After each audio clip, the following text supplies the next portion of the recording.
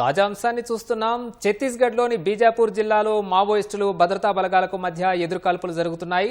ఆ ఎదురుకాల్పుల్లో మావోయిస్టు మృతి చెందగా AK-47 స్వాధీనం చేసుకున్నారు.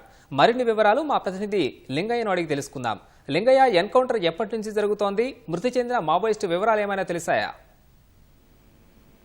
ఈ ఎన్కౌంటర్ లో మృతి చెందిన మావోయిస్ట్ వివరాలు ఇప్పటికీ పూర్తిగా తెలియలేదు. కానీ ప్రస్తుతం బీజాపూర్ జిల్లాలో జరిగిన మరో ఎన్కౌంటర్ లో ఒక కీలకమైన మావోయిస్టు నేత కూడా చనిపోయినట్టుగా మనకు స్పష్టంగా సమాచారం ఉంటుంది.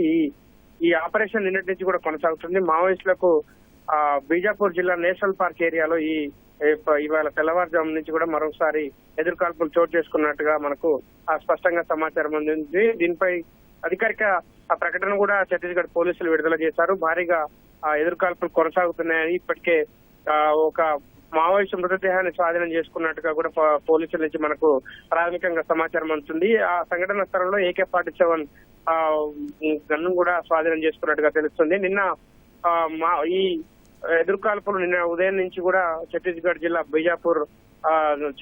రాష్ట్రంలోని బీజాపూర్ జిల్లా నేషనల్ పార్క్ ఏరియాలో చోటు చేసుకుంది. ఈ ఘటన నిన్న జరిగిన ఎన్కౌంటర్ లో మావోయిస్టు పార్టీకి చెందిన కీలక నేత అగ్రనేతగా చెప్పుకునే సెంటు లక్ష్మీ నరసింహాచలం అలియాస్ సుధాకర్ కూడా మృతి చెందడం మావోయిస్టు పార్టీకి తీరని గట్టి ఎదురుదెబ్బ తగిలింది. ఇవాళ కూడా నిన్నటి నుంచి కూడా ఆ ఏరియాలో ప్రధానంగా ప్రస్తుతం మావోయిస్టు పార్టీకి పెద్ద దిక్కు లేకుండా ఉంది.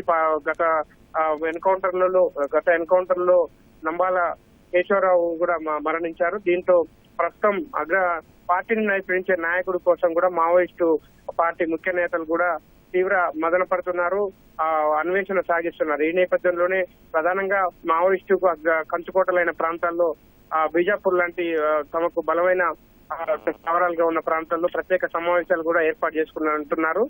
ప్రధానంగా నంబాల కేశవరావు మృతి చెందిన తర్వాత వరుసగా మావోయిస్టు అగ్రనేతలు అంటే కేంద్ర కమిటీ నేతలు, అదేవిధంగా పొలిట్ బ్యూరో సభ్యులు లాంటి స్థాయిలో ప్రస్తుతం సమావేశాలు జోరుగా నిర్వహిస్తున్నారు.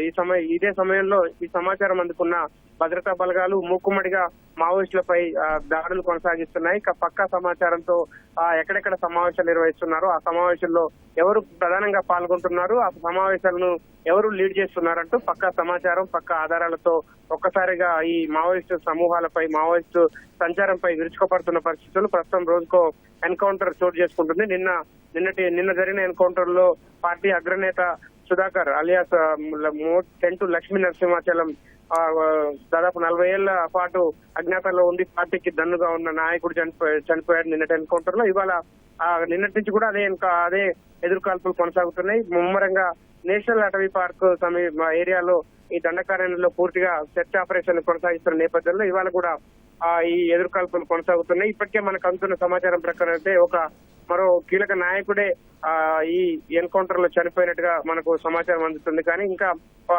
ఛత్తీస్గఢ్ పోలీసులు అధికారికంగా మాత్రం ప్రకటించాల్సింది. ఇప్పటికే అక్కడ AK-47 ను స్వాధీనం చేసుకున్నాం, ఇంకా కొన్ని ఆయుధాలను కూడా స్వాధీనం చేసుకున్నట్టుగా మనకు సమాచారం ఉంటుంది. ప్రధానంగా ఈ ఆపరేషన్ లో STF, అదేవిధంగా DRG, రిజర్వ్ గార్డు, అదేవిధంగా స్పెషల్ టాస్క్ ఫోర్స్, అదేవిధంగా cobra commando battalion for resolute action, ఈ సంయుక్త బలగాలు కూడా ఈ ఆపరేషన్ లో పాల్గొన్నట్టుగా తెలుస్తుంది. మరి కాసేపట్లో ఈ ఎన్కౌంటర్ అదేవిధంగా ఎదురుకాల్పులకు సంబంధించి కీలక ప్రకటన ఛత్తీస్గఢ్ పోలీసుల నుంచి వెలువడే అవకాశాలు స్పష్టంగా కనిపిస్తున్నాయి. ధన్యవాదాలు లింగయ్య.